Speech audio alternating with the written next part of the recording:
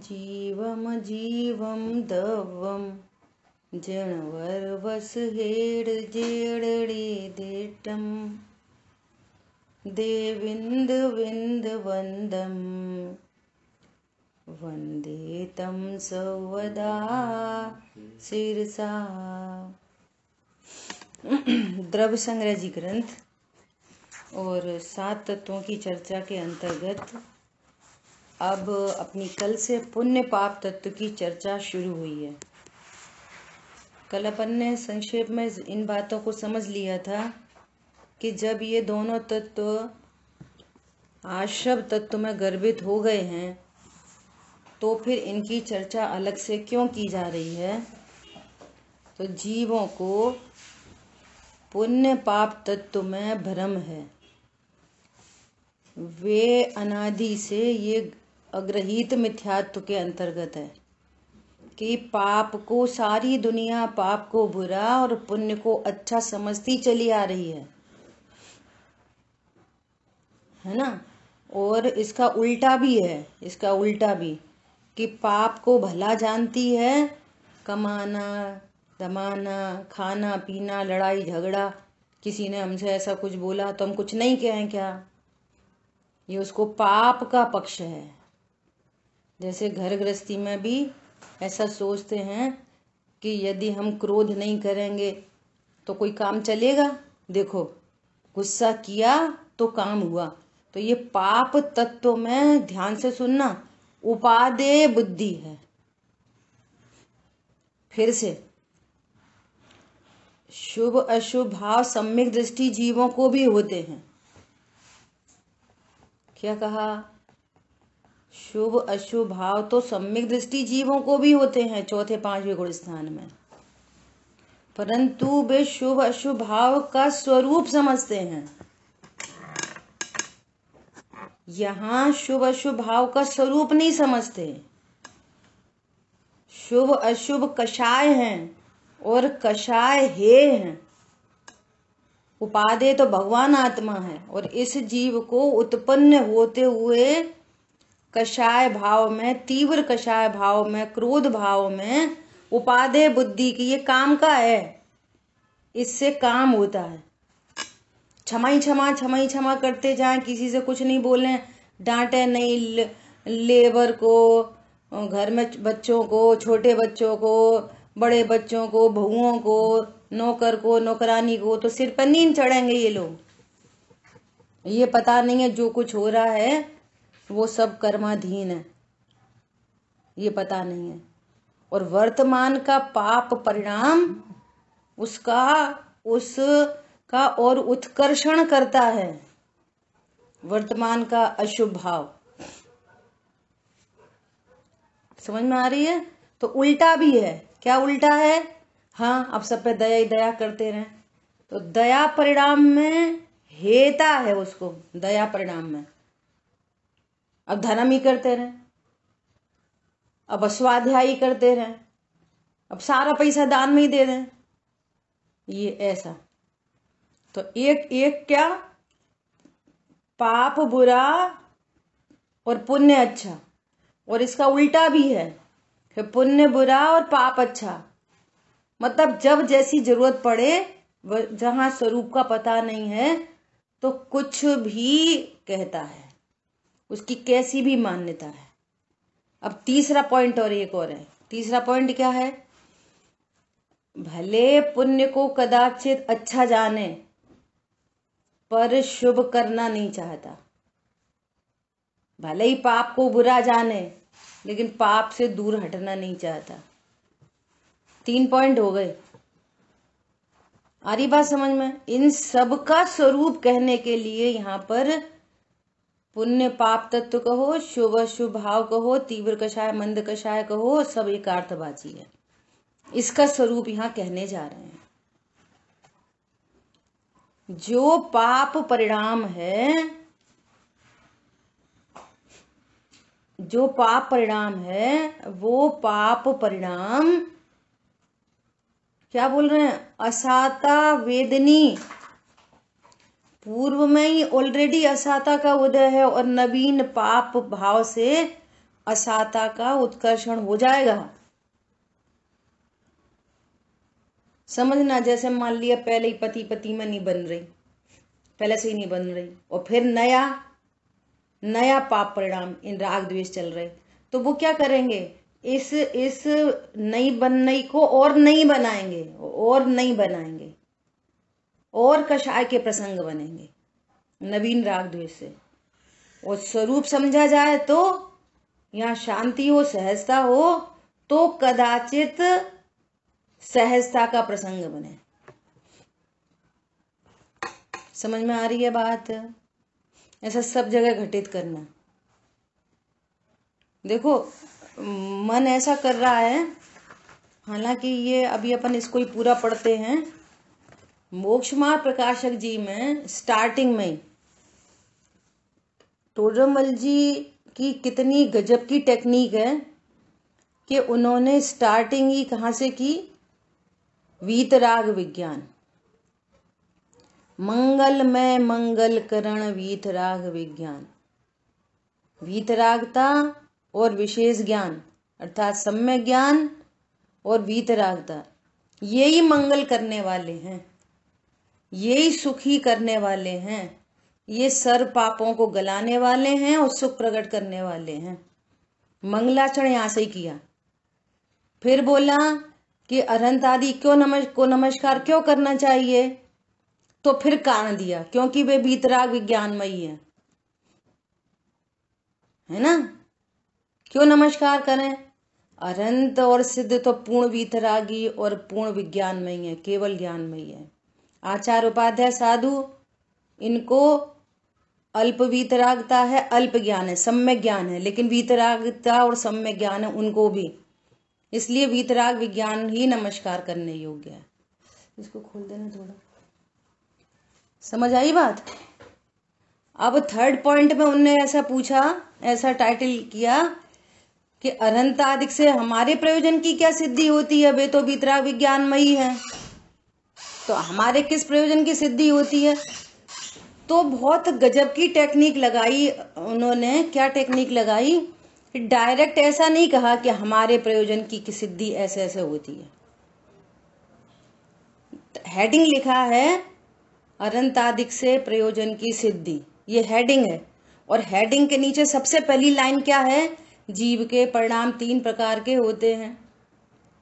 प्रभु हमारे को सिद्धि बताओ, हमारे प्रयोजन की क्या सिद्धि होती है। तो उन्होंने स्टार्टिंग यहां से कर दी, जीव के परिणाम 3 प्रकार के होते हैं।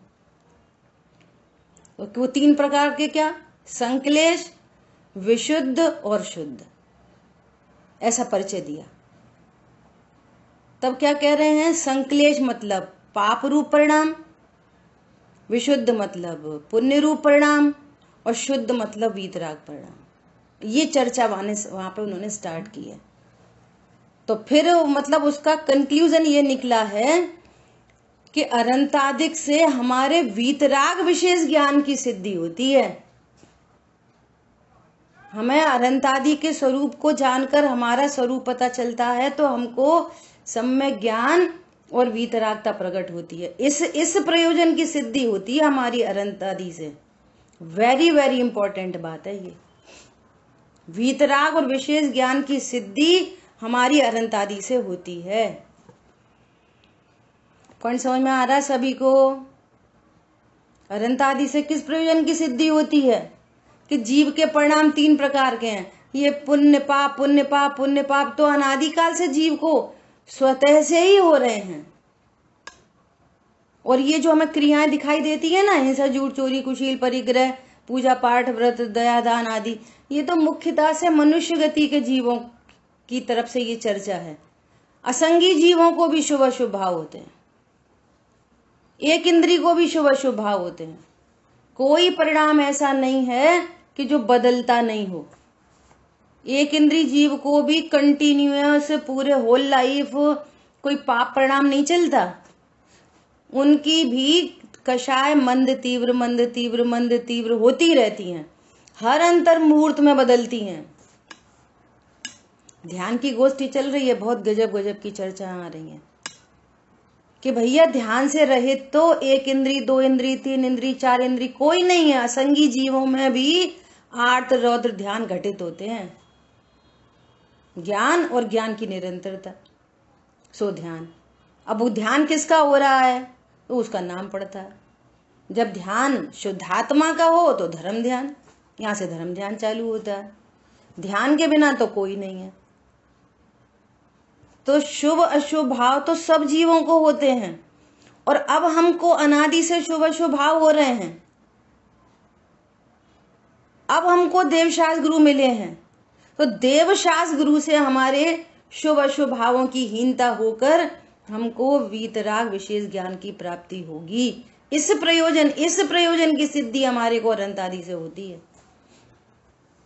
अन्यथा प्रत्येक परिणाम से, पाप परिणाम से पूरे घाती अघाती कर्मों का बंध, और पुण्य परिणाम से भी घाती अघाती दोनों कर्मों का बंध होता है।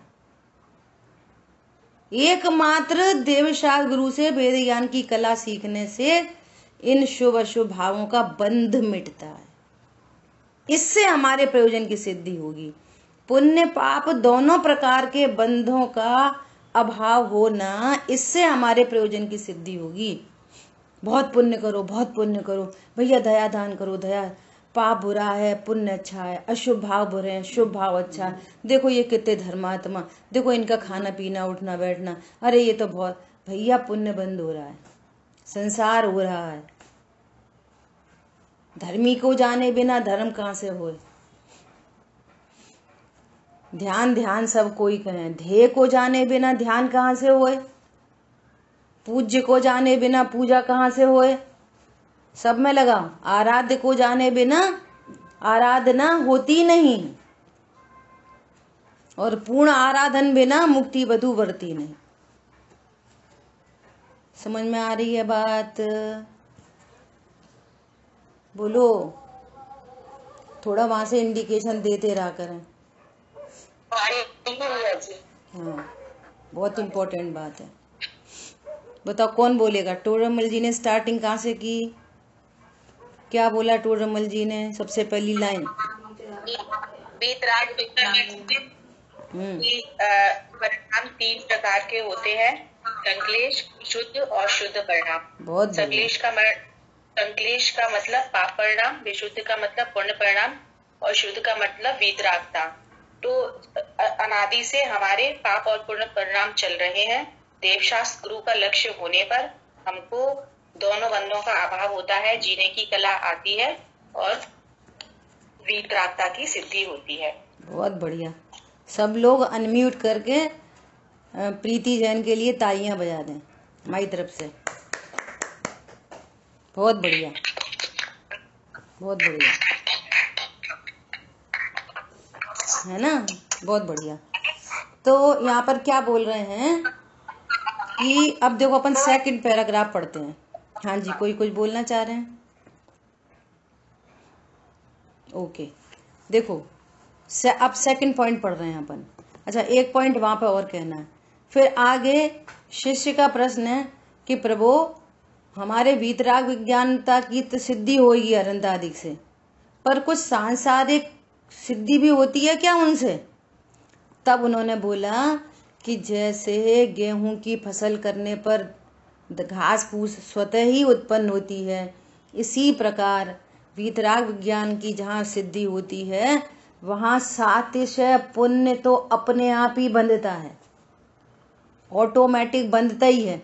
जब तक इन विकल्पों में होते हैं, देवशास्त्र गुरु के विकल्पों में, शुद्धात्मा संबंधी विकल्पों में, क्षेद्रव्य सात तत्व के स्वरूप को समझने के विकल्पों में होते हैं, वहां पुण्य बंध तो होता ही है ना? और इधर अनंतानुबंधी जाति के परिणाम मिटते जाते हैं, अप्रत्यक्षान जाति का पुण्य बनता रहता है। तो उस पुण्य में आगामी राजा आदि के बड़े बड़े पदों की प्राप्ति होती है। सम्यक दृष्टि जीव इंद्रों में जाके पैदा होता है, वैमानिक में। सम्यक दृष्टि जीव राजा आदि में पैदा होता है, वो गरीब भिखारी नहीं बनता मनुष्य गति में आ जाए तो। और यदि मनुष्य गति में जाए फर्दर तो भोग भूमि में जाता है। अरे भोग भूमि का भी स्वरूप पढ़ोगे ना तो अद्भुत चीजें हैं। भोग भूमि में जुगलिया पैदा होते हैं, एक साथ दो पैदा होते हैं, माँ बाप से एक साथ दो, और उनके पैदा होते से ही माँ बाप मर जाते हैं। ऐसा ही वहां का कॉन्सेप्ट है। और वे दोनों साथ साथ बड़े होते हैं, और वे बड़े होते हुए भाई बहन नहीं, वे पति पत्नी बनते हैं।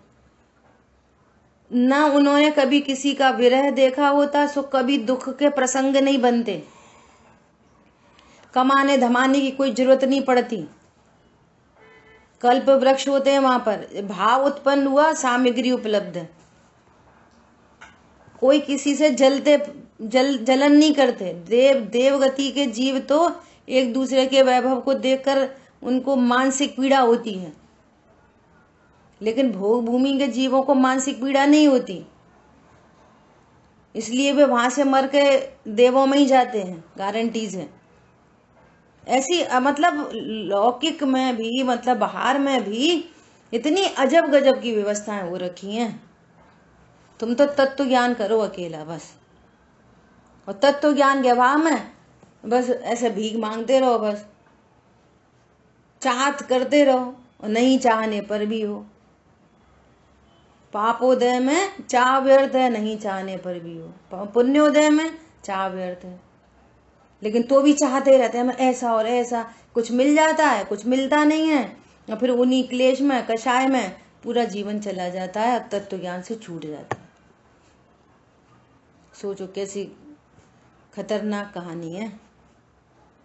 तो वहां पर उन्होंने कहा कि सहज पुण्य बंधता है, तो वो लौकिक प्रयोजन की सिद्धि भी वहां होती है। अर्थात जब तक पूर्णता की प्राप्ति नहीं होती, तो साथ में इधर तत्व ज्ञान, इधर शुद्धात्मा, और इधर बाहर में अनुकूल परिस्थिति, स्वस्थिति, एकदम वीतरागता, आनंदमयी, इधर आनंदमयी परिणाम, अतीन्द्रिय आनंद, और बाहर में तीव्र पुण्य का उदय। अतीन्द्रिय आनंद प्लस तीव्र पुण्य का उदय, अतीन्द्रिय आनंद प्लस तीव्र पुण्य का उदय, ऐसी स्थिति बनती है। अब धीरे धीरे वो पुण्य का उदय भी, उसका अभाव होते हुए मुनि दशा, अनंत दशा, सिद्ध दशा होती है। फिर उन्होंने एक बहुत गजब की बात लिखी, लेकिन यदि आप मात्र लौकिक इच्छाओं से देवशास्त्र गुरु को नमस्कार करोगे, तो तुमको पुण्य भी नहीं बंधेगा, पाप ही बंधेगा। क्या बोला? अच्छा, ये बात भली पता चल गई कि देवशास्त्र गुरु के लक्ष्य से पुण्य भी बनता है। तो अपन तो क्या करो भैया, पुण्य बांधो। अभी फिलहाल तो पुण्य बांध लो, धर्म वरम पता नहीं होता कि नहीं होता। तो कह रहे कि तुम भगवान के पास पुण्य बांधने जाओगे ना, तो पुण्य नहीं बंधेगा। जैसे लौकिक में कोई भूसा की खेती नहीं होती, अन्न के साथ भूसा होता है, ऐसे ही तुम लौकिक में, तुम यदि भगवान के पास पुण्य मांगने जाओगे, बाहर की अनुकूलता मांगने जाओगे, तो पाप ही बंधेगा। ऐसा ही लिखा है, पाप ही बंधेगा। और ये ध्यान की गोष्ठी चल रही है ना, उसमें एक बात और आई कि यदि कोई ऐसा विचार करता है कि इस पंचम काल में धर्म ध्यान नहीं होता, तो वो प्रमादी, आत्मघाती, अभव्य जीव है, ऐसा कहा। आचार्यों के शब्द हैं ये। यदि कोई ऐसा विचार करता है कि भैया अभी तो पुण्य करो, पुण्य करो, धर्म कहाँ होता है, धर्म कहाँ, धर्म कहाँ, धर्म कहाँ, कहाँ आत्मानुभूति, किसको होती है आत्मानुभूति, कौन होता है चौथे पांचवें गुण स्थान में। शुक्ल ध्यान का अभाव है पंचम काल में, लेकिन धर्म ध्यान का अभाव नहीं है यहां पर। ठीक है, क्लियर? अब देखो सेकंड पॉइंट पढ़ते हैं। पुण्य पाप भाव के द्वारा, दोनों भावों के द्वारा, भूल नहीं करना कि हम तो पढ़ा रहे, हमारे तो बहुत दिन भर हम स्वाध्याय करते हैं। सुनो, ये शुभ भाव है, इसके द्वारा भी घाती कर्मों का बंद होता है। क्या बोल रहे हैं? घाती कर्मों का निरंतर बंद हो रहा है। अभी यहाँ समझाने का भाव है, ये शुभ भाव है, इस समय भी घाती कर्मों का बंद हो रहा है। बोलो, हम समझ रहे हम तो बहुत बड़े, क्या पूछो, हम तो धर्मात्मा, सब लोग कहते हैं तुम्हारा कितना बढ़िया ज्ञान, कितना बढ़िया क्षयोपशम, कितना बढ़िया समझाते। अरे घाती कर्मों का बंद हो रहा है। समझ में आ रही है बात? ज्ञानावर्णी, दर्शनावर्णी, मोहिनी, अंतराय, सारे कर्मों का बंद हो रहा है। अघाती में अंतर पड़ता है, और अघाती का अंतर हमारे किसी काम का नहीं है। अघाती कर्मों में जो अंतर पड़ेगा ना, अनुकूल स्त्री पुत्र आदि सब दुकान मकान एकदम लग्जरी मिल जाएगी, तो वो हमारे कुछ काम की नहीं है, बल्कि और ज्यादा चांसेस हैं उसमें रुल जाने के लिए, और ज्यादा चांसेस हैं। जब पाप का उदय आता है तो फिर एक बार जीव विचार करता है, अरे इतने पाप का उदय, हे भगवान, तो कम से कम भगवान के पास आने का चांस मिलता है उसको। और भव्य हो तो स्वाध्याय आदि में आके तत्व की प्रेरणा लेके तत्व निर्णय कर ले। ऐसा नहीं है कि बहुत पुण्य का उदय तो नहीं कर सकता, मतलब एक चांस बन सकता है। पुण्य के उदय में जीव जल्दी उसमें रुल जाता है। पुण्य के उदय वाले भी धर्म कर लेते हैं, ऐसी तो कोई मैटर नहीं है। एक चांस की बात है, एक कंडीशन की बात है। पुण्य पाप भाव के द्वारा घाती कर्मों का निरंतर बंद हो रहा है। अब निर्णय करना कि शुभ भाव में, अरे वाह हम तो बहुत पढ़ते, हम तो बहुत लिखते, हम तो बहुत ऐसा करते। जो करते नहीं उनकी तो बात ही नहीं, जो करते भी हैं तो वहां पे क्या कह रहे हैं, अभी भी घाती कर्म का मिथ्यात्व का बंद हो रहा है। सोचो, शुभाशुभ भावों द्वारा पुण्य पाप के विशेष तो अघाती कर्मों में होते हैं, तो हमारे पुण्य भाव से कोई फायदा नहीं। इससे बढ़िया पाप में ही लगे रहो। हैं लोग नीचे जल्दी गिरना चाहते हैं ना, तो कह रहे हैं भैया तू नीचे क्यों करता है, ऊपर ऊपर चढ़ो। ऐसा प्रश्न करो, अरे इस शुभ भाव से ही बंद होता है प्रभु, ये बताओ निर्बंध कैसे होंगे। ये तो तुम्हारी राइट सोच है। तो फिर पुण्य से कुछ नहीं होता, तो फिर पाप में ही लगे रहो, फिर तो एकदम रॉन्ग वे है। हरी बात समझ में? फिर दोनों में अंतर डाल देंगे, तो फिर अंतर ये डालेंगे कि भैया देव शाहगुरु मिल सकते हैं, शुभ परिणाम से देव शाहगुरु मिलने का प्रसंग बनेगा, और अशुभ परिणाम से देव शाहगुरु छूट जाएंगे। यदि प्रेरणा की कहानी करो तो बहुत प्रेरणा है। कैसी प्रेरणा है? बच्चे का प्रमोशन हो गया और वो यूएस चला गया, अब हम अति पुण्य उदय में आयो, देव शाहगुरु छूट गए। अब विचार करो कि यदि भगवान का छूट जाना हमको पुण्य का उदय लगता है कि पाप का उदय लगता है? बोलो। पाप का उदय। पाप का उदय। बच्चे बच्चियां बेचारी जॉब कर रहे, भाग रहे, दौड़ रहे, मंदिर छूट रहे, स्वाध्याय छूट रहे, ऑफिस घर का काम भी करो और ऑफिस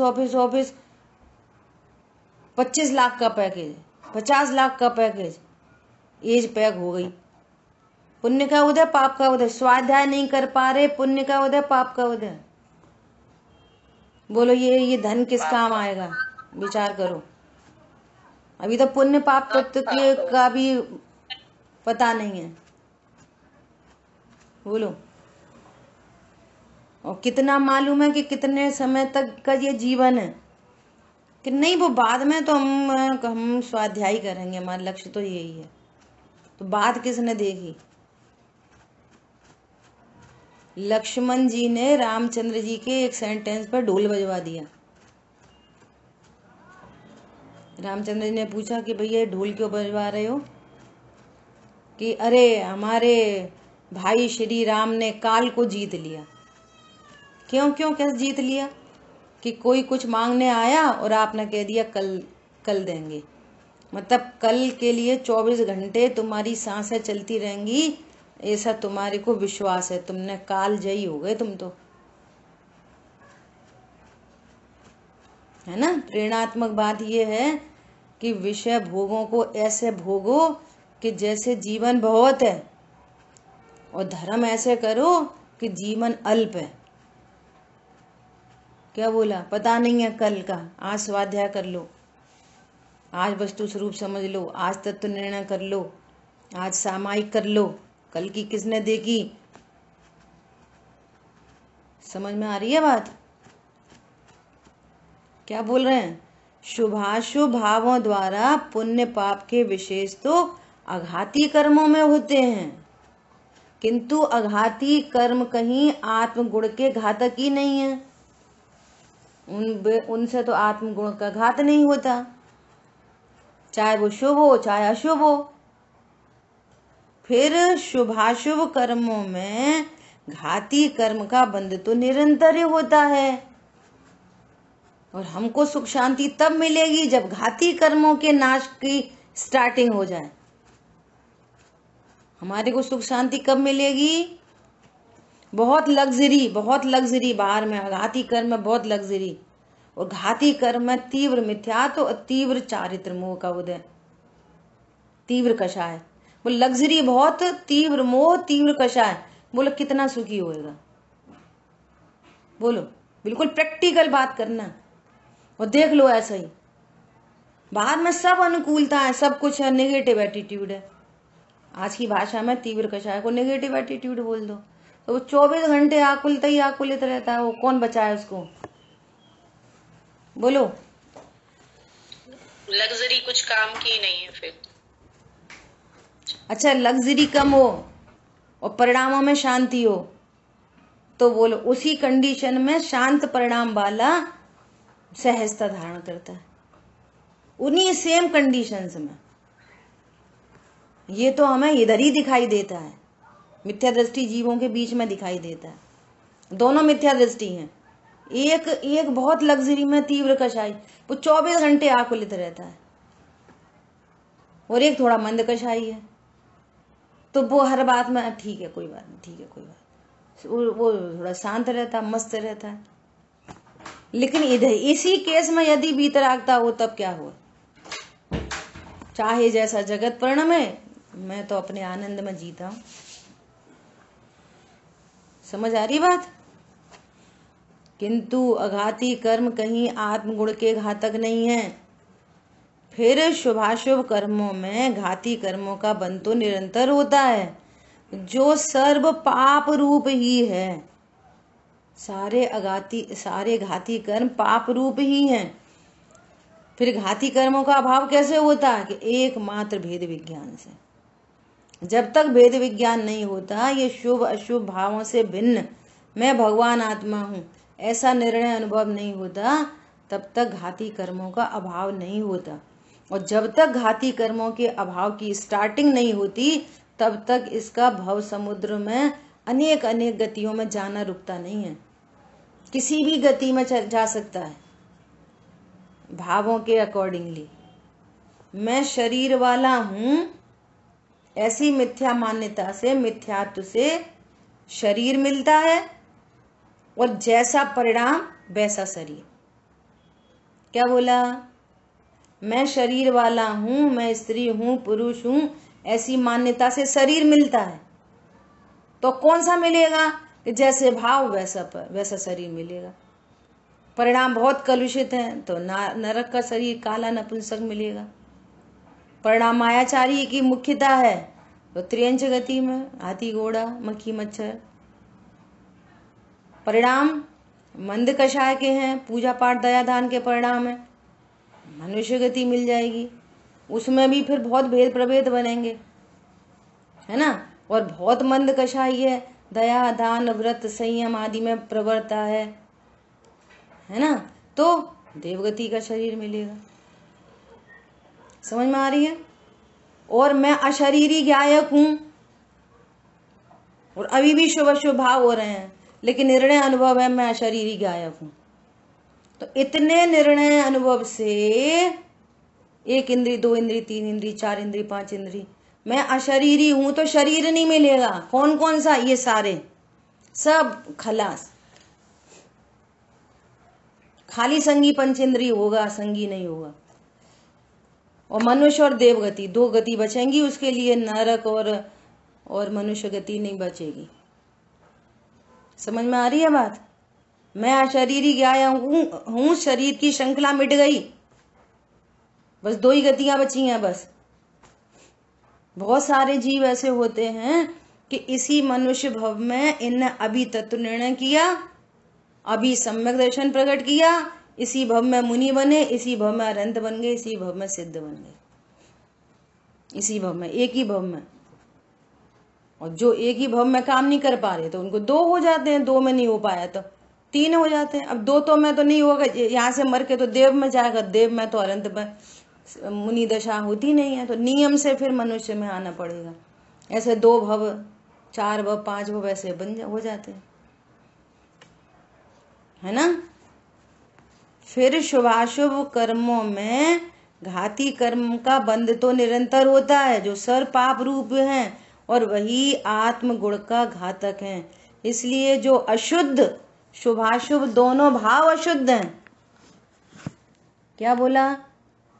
शुभाशुभ दोनों ही भाव अशुद्ध हैं। ऐसा नहीं है पाप भाव अशुद्ध है और शुभ भाव शुद्ध है। वीतराग परिणाम शुद्ध है। इसलिए जो अशुद्ध शुभाशुभ भावों के द्वारा कर्म बंधन होता है, अब उसे भला बुरा मानना यही मिथ्या श्रद्धा है। एक को जैसे जो बहुत अपराध करते हैं ना, तो गाड़ी, पुलिस की गाड़ी, पीछे चेन बांध दी और उससे उस व्यक्ति को बांध दिया और गाड़ी दौड़ा दी। अब वो पहले तो दौड़ रहा था, फिर कितना दौड़ता, गाड़ी कैसे गिर पड़ा और फिर खिंचड़ रहा है, खून खून सब हो रहा है। और दूसरे गाड़ी में बांध दिया, उसकी लोहे की चेन से बांधा, इसको सोने की चेन से बांधा, दोनों खिंचड़ रहे हैं। इतना अंतर है। अब वो पागल वो क्या बोल रहा है, देख देख तू, तेरी लोहे की चेन देख, मेरी सोने की चेन। ये कह रहा देख तू कितना गरीब, देख मैं कितना अमीर, देख तेरे पत्नी बच्चे तेरी कोई बात सुनते हैं, देख मेरे सब आज्ञा में रहते हैं, एकदम डॉट टू डॉट। समझ में आ रही है? इनके पति तो इनकी सुनते नहीं है, हमारी तो बिल्कुल एक एक बात सुनते हैं। पता ही नहीं है कितना आकुलित है, कितना दुख है, कितनी परेशानी है, कितनी हैरानी है। ऐसा अंतर है।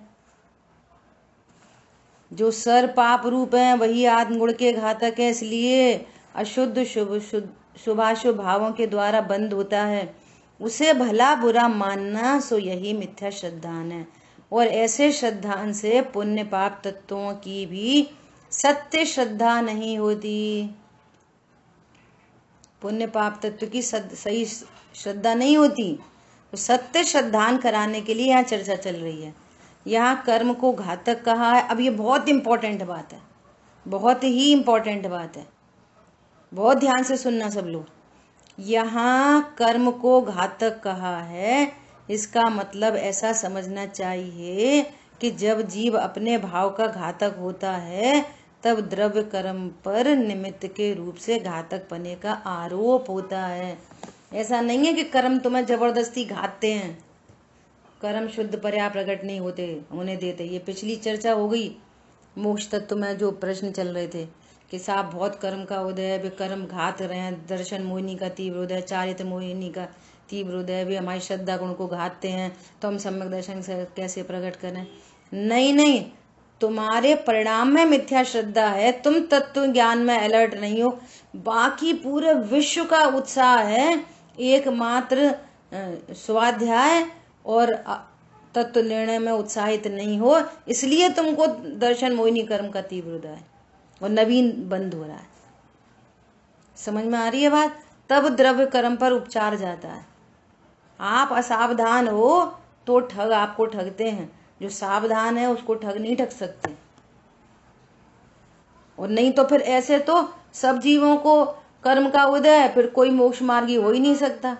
यहाँ जब स्वरूप जानते हैं तो कर्मों की हीनता होती है। हरी बात समझ में? भाषा ऐसी चलती है कि वे कर्म, द्रव्य कर्म हमारे स्वरूप के घातक हैं। स्वरूप कैसा है? एक द्रव्य दूसरे द्रव्य को कुछ करता नहीं, घनिष्ठ निमित्त नैमित्तिक संबंध है। यहाँ तुम स्वरूप समझो, कर्म थर थर कांपते हैं। क्या बोला? कर्मों से नहीं, परिणामों से डरो। हाँ, और फिर आगे, परिणामों से भी मत डरो, अपने को अपरिणामी देखो।